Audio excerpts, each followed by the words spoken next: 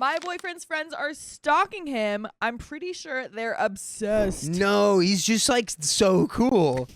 I'm 21 female and my boyfriend Zach, 21 male, have been dating for 3 years. We both are very communicative about how we feel and about our beliefs from the very beginning of our relationship. By the way, this comes from Unfair Watercress 85, and if you want to submit your own stories, go to the r/OKStorytime subreddit. So now we had two friends who will go by Colby, 20 male, and Naomi, 22 female. Zach, Colby, and Naomi are all in a pre-med program, but I am going into teaching, so I don't have anything to do with this program. That has always been Zach's thing, and that's okay. It's important that we have our own things. We are all college students, but Colby goes to a different one about an hour away from us, and Naomi goes to the same as ours, but it's online for her. Zach met them last summer and has been friends ever since, but just in knowing them for about 3 months, they invited Zach to go to a place that is almost a full day's drive there. They spent the whole weekend in one hotel room, one on each bed, and then Naomi slept on the couch. I think that they might have switched one night, but that's besides the point. I met Naomi and Colby once before the trip, and it was very odd. Not only did Naomi decide on the most expensive restaurant in the bigger city near us,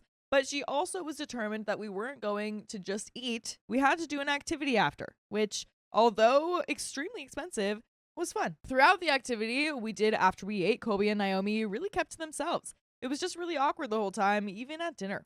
I got weird vibes from Naomi, but I really just brushed it off because that was Zach's friend, and I knew he was really excited for me to meet them. So I just kind of went about my business. After meeting them the weekend before they left for the trip, I was just kind of dreading how it was going to go. Zach actually would spend close to $700 for just a third of the activities and food because Naomi insisted on going to expensive places. That would piss me off, man. So That pissed me off. Zach and I have been discussing engagement for a while, and I think that he already has the ring picked out, but he hasn't really said, mostly because I want the proposal to be a surprise. No matter when, where, or how he may ask, I know my answer is yes. I am undeniably in love with him.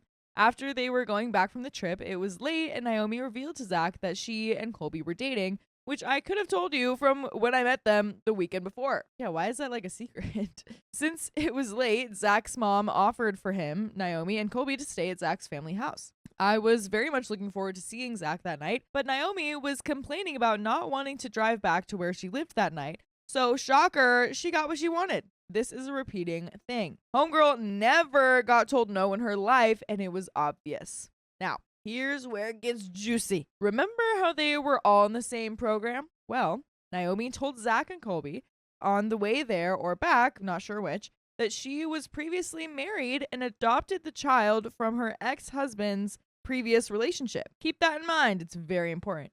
She has a child? What? She has a child. Naomi? Yeah. And it's an adopted child that her husband had from his marriage. previous marriage. And Or from hers. We're going to go back to see how old these people are. Because they're young. I'm confused on if she's adopting. She's basically dropping, I have a kid. Right. No, it's not her kid. I mean, it's her kid, but it wasn't. She did not give.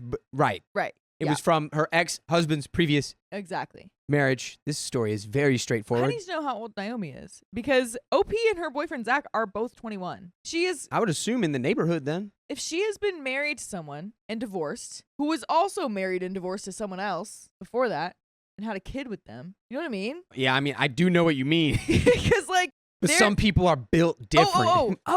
Wait. Okay, we do have the ages. Colby is 20 and Naomi is like 22-ish. She has a question mark next to 22. So could be a little older. Oh, so she might be 40. Could be. There are.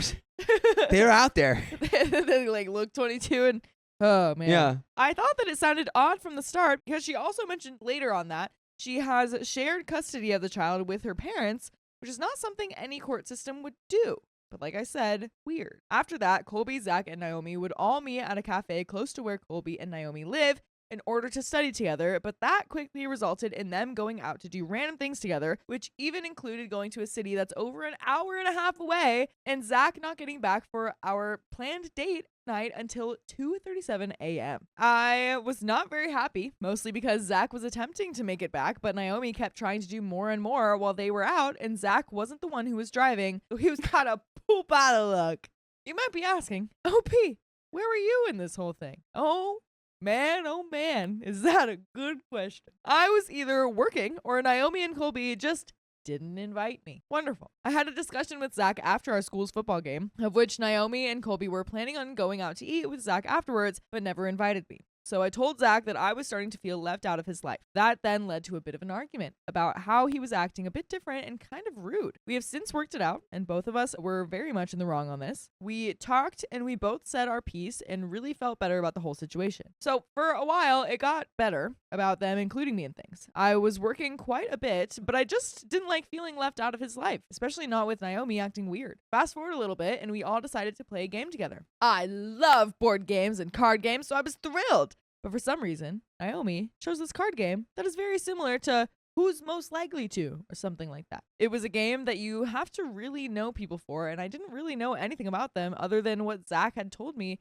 or the very odd interactions I've had with them. Whatever. So I played along with everyone, and it never failed that every single mean card that was drawn, Naomi put my name down for it. For example, there were a few cards that were like, who would throw the worst party? Who would have the worst looking room? And then it came to who would be the worst parent? And she put my name down for that. I was pissed. I am fine with just some light teasing, but one, why is that something that would be written on a card? Two, I wanted to skip that card, but she insisted on playing it for fun. And three, she was just being excessively mean the whole time. She was saying things that she meant, and it was all mean girl energy. Shortly after that, they decided to leave. I told Zach later on the next day how I felt, and he told me not to take it personally. About a week or two later, Zach was staying on my family's house in order to go to church with me the next morning due to being on break, and then he randomly got a call on Saturday night. None other than Naomi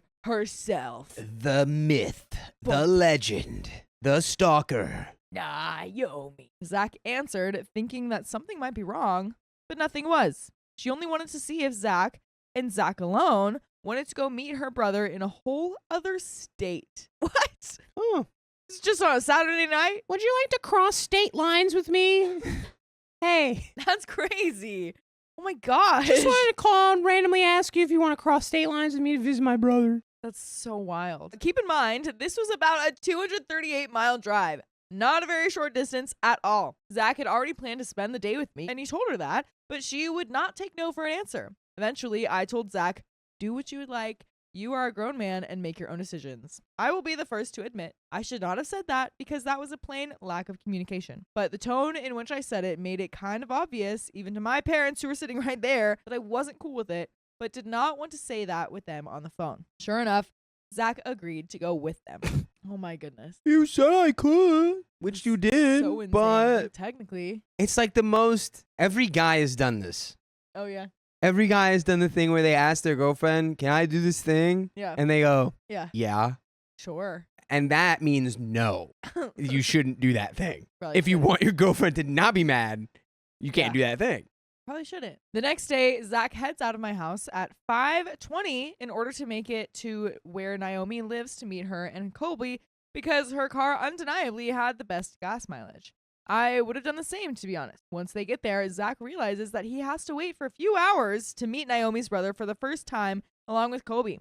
It was weird. That whole day, Zach kept telling me that he wished that he would have stayed with me and never gone. Yeah, what? Like, if the other thing was so awkward, like, was the other dinner awkward for him too, for Zach? Because why would he want to be with these people and cross state lines? Why? I just wanted to cross some state lines with some friends. Gosh, man. But it's horrible. I should have never crossed these state lines. Yeah. He's 20. He's 20 or 21. That or is a something. time where, like, that's where I did that the most. Yeah. You do stupid things, and you probably do stupid things to make people like you, and fun, spontaneous things. Well, it's But it just turns out not FOMO, being and it's just like Yeah. being like, oh, well, I could go hang out with the boys. Yeah. And then that, in the relationship I'm talking about, in and of itself, that just became an issue. Because instead of Yeah. just being like, hey, I'm going to go do this, or I want to do this, I'd be like, With the boys. they're doing this. I gotta go where the boys And she'd go. be like, just tell me what you want. Do you want to go or not? And Yeah. I'd be like, what do you want me to do? Right. And then that, in and of itself, just became an issue. Yeah, yeah. But, Communication. That's what we like to see. So that was nice to hear, but I wish that it didn't suck for him. While they were there, however, Naomi invited Zach to go on a cruise. Without me, of course. And he ultimately said that he would think about it. The rest of the night led him to say no.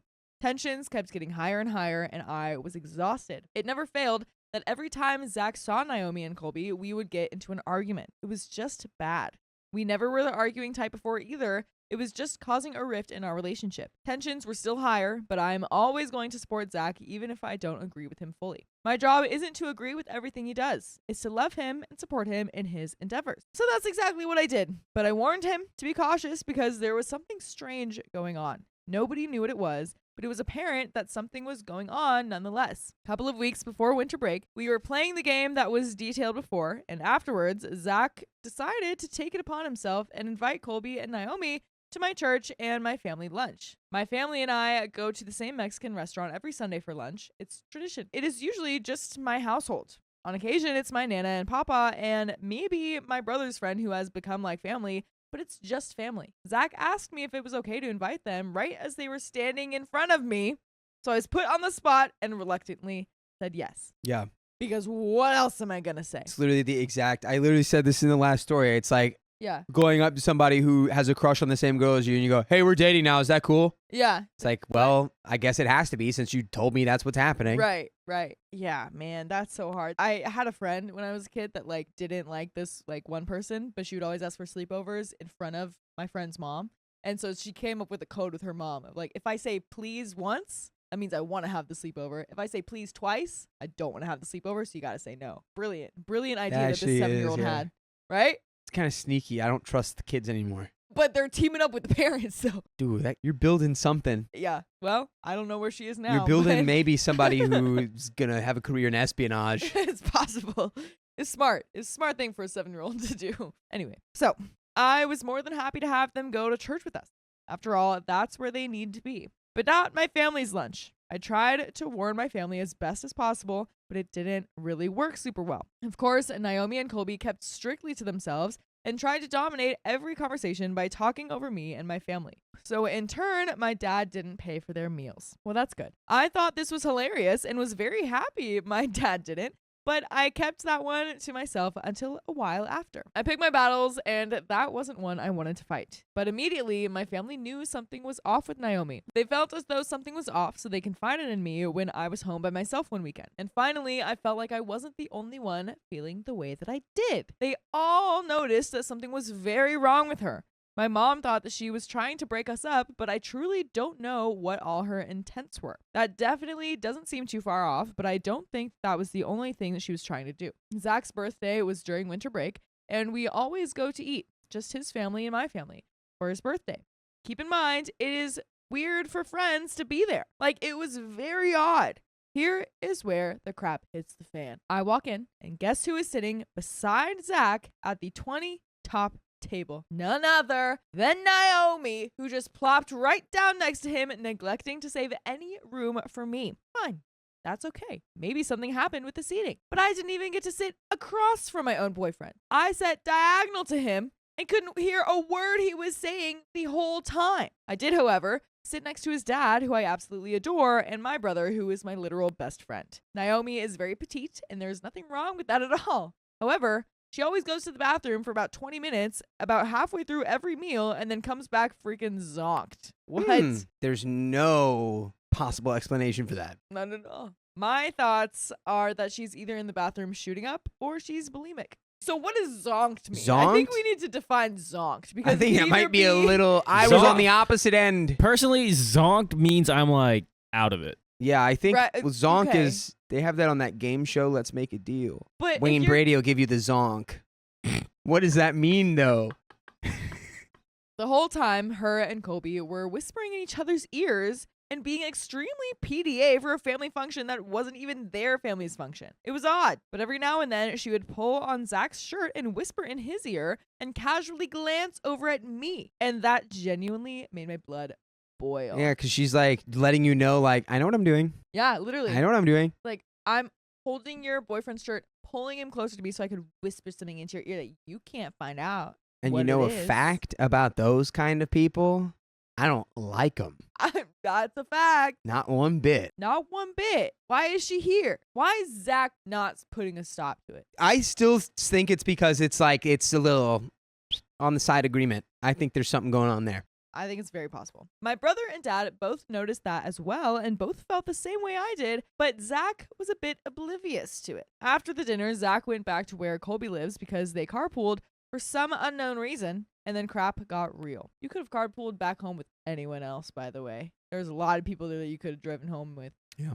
Anyway, they stopped at a Waffle House parking lot to play Uno. That sounds like a fun time. Sure, trust me, I know, I'm still confused myself, but still. And Naomi went inside to use the restroom. Then once she came out, she said something in a smart tone, and Zach said, "Not in my car, you won't," in a joking way, and then she lost her ever-loving mind. She went off and started bawling her eyes out and then ran into the Walmart while the car was still moving, might I add. Then Colby proceeded to tell Zach that he needed to apologize, and Zach told him no, because he will not apologize for something that he's not sorry for or something that he doesn't feel is wrong. Then Colby and Zach chased Naomi through the Walmart and finally got her back into the car. After they got back into the car, Zach was so confused and he knew something was wrong. Finally, we're figuring something out. So he told them to explain what in the world that was all about. Didn't get an answer at first, but then Naomi proceeded to tell him that her and Colby had been broken up for 3 days and that their first day back together was that day. It was a whole mess. There were claims from her that he hit her,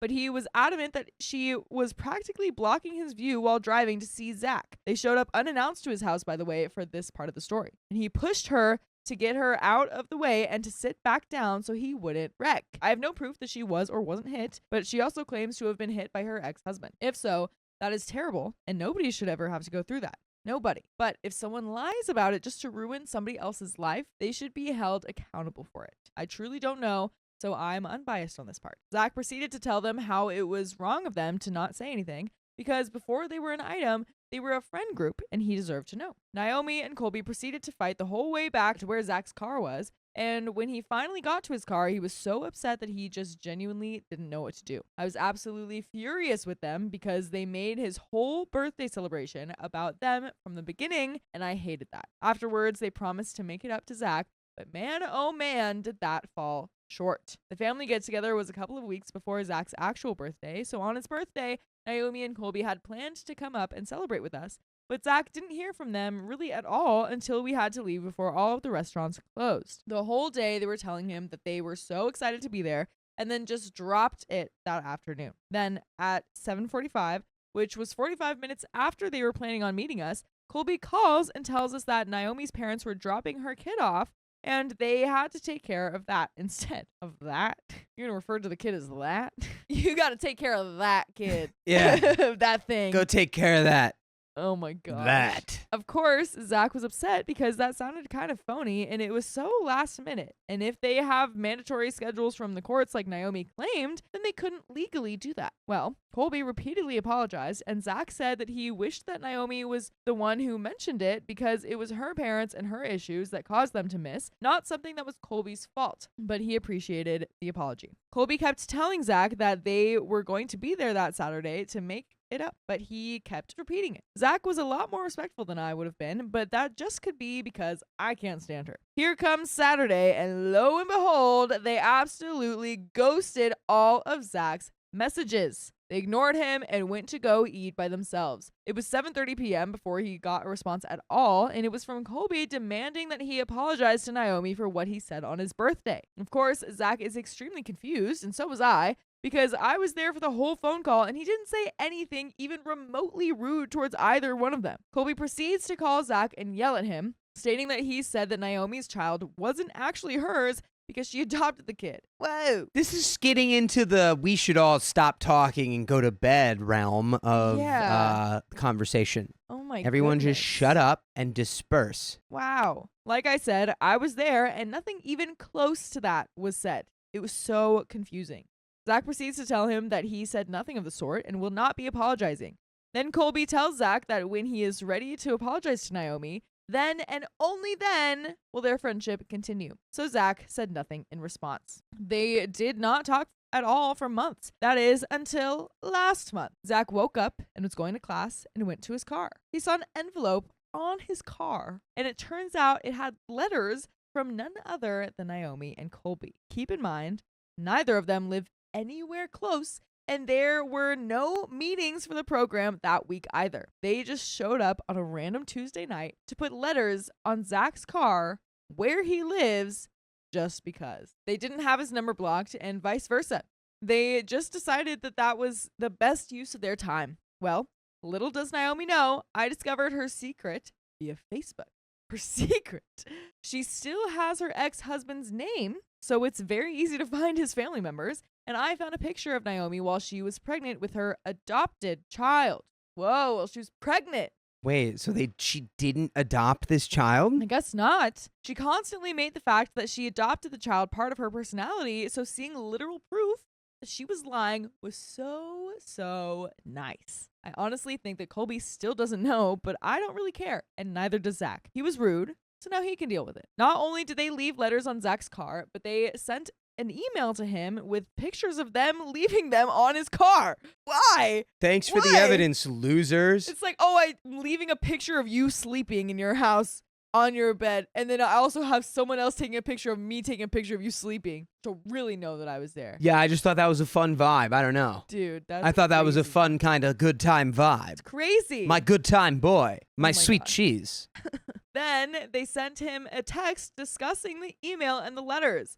They did it in backwards order, and it makes me uncomfortable. Now, that's all well and good until Zach was on vacation this past week and got a text from Naomi stating that they were in his hometown and went to his church searching for him. She went on to say that they will be there for the rest of the night close to his house in hopes to talk. Zach has made it abundantly clear that he no longer wants anything to do with them anymore, but they do not want to take no for an answer. They used him constantly, and now here they are showing up at his apartment, his church, and now his house. It's creepy at this point, and I don't know what advice to give him other than to get a restraining order. It's really taking a toll on him. My question is, am I overreacting to this, or am I justified in being concerned? I live 2 hours away from his house, so I can't be there all the time to stop them from being there, but I'm also scared that they're going to show up at his work or my church to talk to him. It is getting scary, and we both constantly feel like we're looking over our shoulders in case they're there. And you never have to be scared, because I promise you, we have full episodes, more stories just like this one on iHeartRadio, Spotify, Apple Podcasts, whatever your favorite podcast app is. Just search OK Storytime. They're there. Don't worry. It's Yeah, okay. we're there. We're there. You don't have to be like, where are they? We're there. We're there. We are right behind you Don't be afraid. right now. There's always more. We're in your content. pocket right now. There is a little bit more to this story. Are you right in being concerned over people stalking you and your boyfriend? I think you're overreacting, OP. You're just so silly. It's just in your head. Especially given how well they conducted themselves in that Walmart Yeah. with the Benny Hill music playing. Absolutely. Yeah, you are right to be concerned, but like, unfortunately, there's not a lot you can do. I think maybe you can get a restraining order based on just how unhinged them like doing that and then taking a picture of them doing that and then sending it to you. It's like Yeah. very clearly like they're going to keep doing this. This is a thing for them now. They're Yeah. using substances. They've given you proof that they're there, and maybe there's like a harassment thing. I don't know. Does a restraining order have to be like a threat of violence? Or I don't know safety? the specific rules, but you can't just be like, I want a restraining order because look at what they did. They'll be like, Yeah. they might never do it again. I Or think- it's like they need more and more. There has to be like so much proof Yeah. of like the burden of proof is on the victim Right. to be like, please do this thing. That, by the way, is still just a piece of paper. And then when they violate Right. that, now they just have more consequences. Right. But functionally, it does nothing. Yeah. Still doesn't like stop them from doing any harm. We have a little bit of an update. So I recently found out that Naomi now works at the same store that Zach works at and forgot to add it earlier. What? They work together now? No. She lives almost a full hour away from that store and knew that it was the closest to his house. I honestly think she works there just to be there with him, and it infuriates me. Zach has now asked that he not be placed on the same stations as her, and now usually opts to be a floater at other stores. It's pathetic that she has stooped this low. And that's the end of that story. My husband said something awful about me, and I snapped. You hear that? Oh, that's snapping. I, 28 female, my husband, Leo, is 26 male, and our best friends, also a couple, are Tom and Jay, 28 female. Leo and I have been together for 8 years, married for about 3. By the way, this comes from Character P9451, and if you want to submit your own stories, go to the r/OKStorytime subreddit. So, we met Tom and Jay after we all moved to a new city. I met Tom at a jujitsu studio. We bonded over a shared language, and after a few sessions, planned a group hangout to meet each other's partners. We all clicked. Since then, we hang out most weekends, take trips, and share hobbies.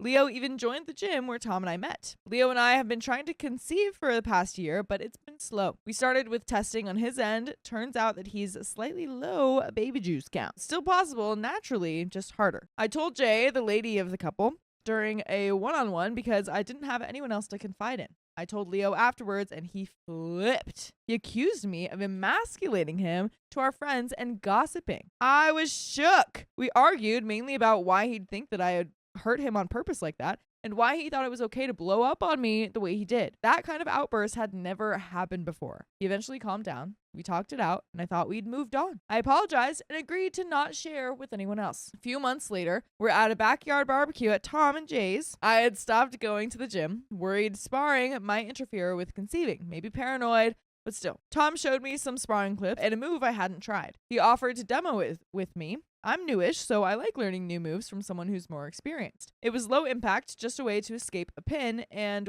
we had done similar stuff before. We were in the garage in full view of the party. Jay and a few others were there watching. I pinned Tom, which involved straddling him, normal in the sport, and that was it. No grinding, no weirdness. But Leo wasn't around at the time. A few minutes later, Leo finds me, says we're leaving, and stews the whole ride home. When we get back, he goes off, accusing me of dry humping Tom to spite him, disrespecting him, and acting like a spicy dancer. Then he says, I've heard about women like you who hook up with their man's best friend when they find out their guy has fertility issues. I was stunned. Then he said, I just knew you were the type of girl who'd end up a baby mama. I effing lost it. For context, I'm half black, half Korean. Tom is half white, half Korean. Leo and Jay are white. Leo calling me a baby mama felt discriminatory and disgusting. Ooh, yeah, it kind of does when you add that context. Yeah. She's like, I always knew you would be a baby mama. It's like, yeah. Why are you saying that about right. me? Well, like they're that. actively trying to have a kid, though, too.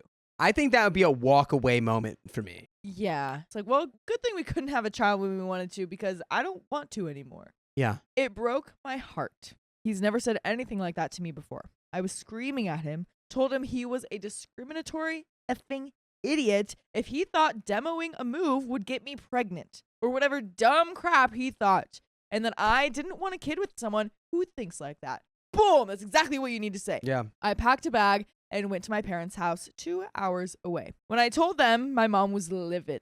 My dad, who's Korean and immigrated, thought maybe I was overreacting. He doesn't always read microaggressions the same way, though. Now I'm sitting here wondering, am I the a-hole for calling Leo discriminatory and saying that I don't want a family with him?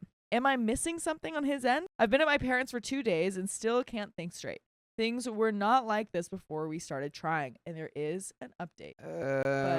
You're not the a-hole for how you reacted to that. I mean, is it like set certain that it's like that's what he meant by that? Like, Yeah. No, but it's like too closely aligned to be like, all right, well, either way, the way you said that, that's what that meant. So you need to apologize. Yeah. Deeply apologize for Yeah. that if this is going to work. Right. And even if it wasn't a microaggression, like, it's still a crappy thing to say to this woman right now. Like, what? She did. Yeah, and the accusation makes me be like, so are you're cheating on me then, right? Right. If you see me Gotta be. doing actual jujitsu Yeah. as like I'm gonna cheat on you, Right. When he does jujitsu too. I think maybe so. Oh, OP said that all this started happening when they started trying for the baby. Yeah.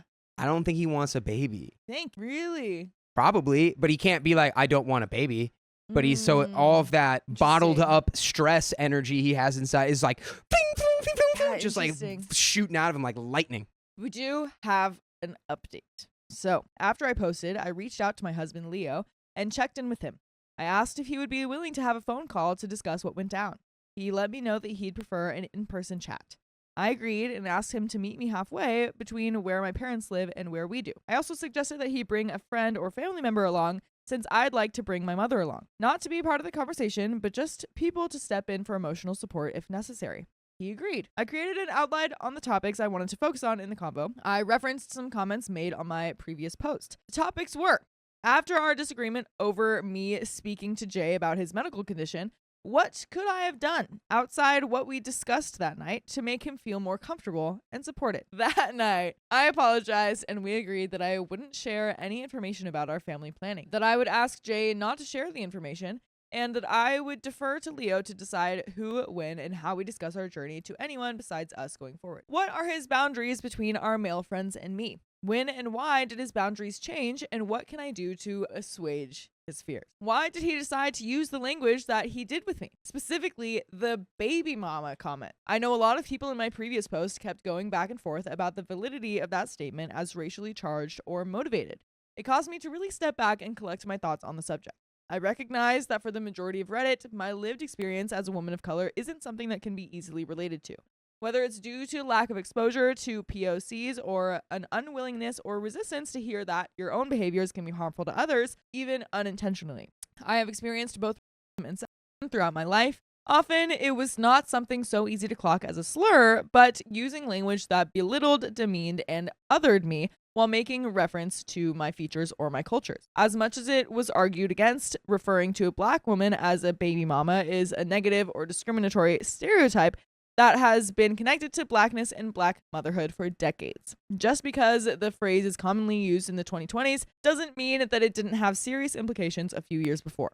I know what it means, especially given the context. Well, I mean, even if you take that component out, like you said, he's still implying like, I always knew you'd just be a single mom. Yeah. It's like still like just a mean-hearted thing to say to somebody. Yeah, exactly. So then this is just like an added layer of that. Yeah, it's just even if that's insult. not there, it's still bad and needs to be like, Yeah. hey, how did we get here? Yeah, it's like not even worth like dissecting. Yeah. Honestly. I also know that my husband is aware that he used charged language. He has both defended and supported me when others have used it against me in the past, as well as experienced it firsthand because of our relationship. It is part of the reason that we moved to our new city. He didn't want our future children to grow up in a place that lacked social and ethnic diversity. As a result of our move, our social circle is much more diverse now.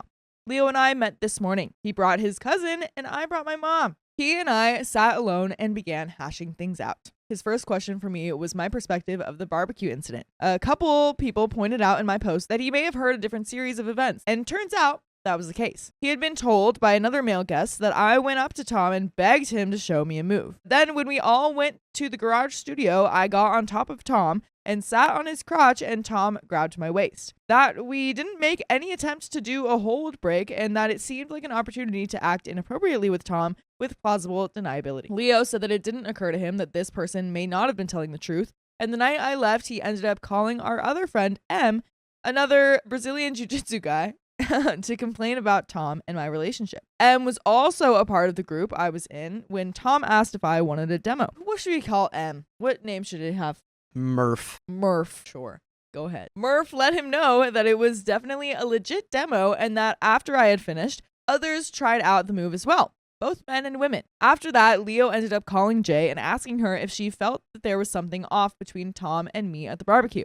When Jay corroborated Murph's story, ensuring that I wasn't sitting on Tom's crotch, more like hover squatting over his stomach, Leo believed Murph. He acknowledged that most of what he said during our fight was baseless and honestly meant to hurt me the worst way that he could. Yeah, we freaking figure that out. We could tell you that ourselves. Yeah, I think maybe he meant yeah. Yeah, we know that. He acknowledged that he did choose to say baby mama instead of single mother or something because he knew the former would hurt me worse. He said that at the time he felt justified. You never justified to just straight up insult someone, my guy. So who is this guy who told you this that you immediately were like, oh, that is like straight from the mouth of God? Like, there is Murph. no doubting this whatsoever. Like, Yeah. we didn't think to maybe have a cool, calm, Yeah. collected approach to that.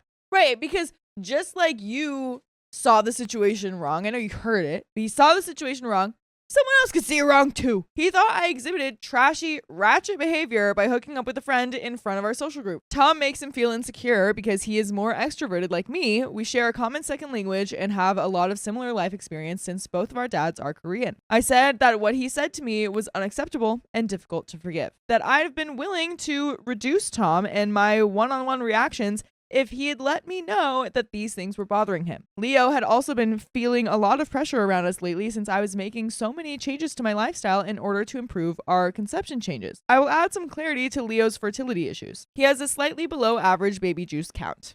A lot of the things that seemed to be causing a lower count for him were lifestyle based. There are actionable steps to improve his count, namely diet, exercise, and habit changes like wearing looser, more breathable fabric. Leo saw that I had started exercising, reducing high impact sports, and cooking more nutritious meals. It made him feel bad because he didn't want to make the changes that our doctor suggested. He felt like I was rubbing it in his face that I could change and he didn't want to.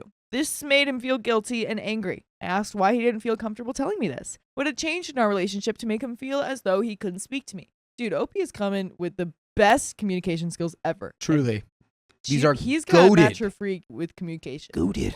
He said that he was having doubts if he even wanted to have kids anymore. He had always expected to just be able to get me pregnant, but with our delays, it made him think about the realities of having children. How much of his life would have to change? He also realized how differently his kids' experience of the world could be from his own, and it scared him. He didn't want to tell me because he didn't want to have the conversation. He was scared I would leave, or if I stayed, I'd resent him. Instead, he internalized it, which made him resent me. By the way, I want you to internalize this fact I'm going to blow your mind with right now. Internalize it. Sit with me. Close your eyes. Microplastics are in my balls. That's exactly what I said. Way to go, Keon. Keon just did an amazing impression of me. First step is acknowledging. The real message I'm sending to you is that there are more full episodes, stories just like this one, on iHeartRadio, Spotify, Apple Podcasts, and Storytime. Please. Thanks, Mom. What'd you say? Yeah, shout out to your decided mom. to join in on the fun. Perfect She said moment. that I have plastic balls. Who knew? Who knew? Do we have thoughts about this story, Dakota? No more thoughts about plastic balls. No. Please. My thought would be like, this was a great example of like how not just like pushing the boop, like nuclear bomb, like blow Yeah. everything up button True. is usually like you want to at least have like a real convo. If you can't Yeah. get there, then you can like blow it up, but don't just, it's not often that you need to just immediately Right. hit the button. We're going to read the rest of this story. So, we came to the conclusion that we are in serious need of both individual and couples counseling to navigate things going forward. The language Leo used towards me has greatly affected my trust in him and brought up a lot of old identity issues I have. Leo wants to work through expressing his emotions and working through his insecurity and distrust of me. I am back in my parents' now and planning to head back home after spending the 4th with my family. I'm not sure where things go from here, but I am vaguely optimistic that we can both become better, healthier people. And that is the end of that story.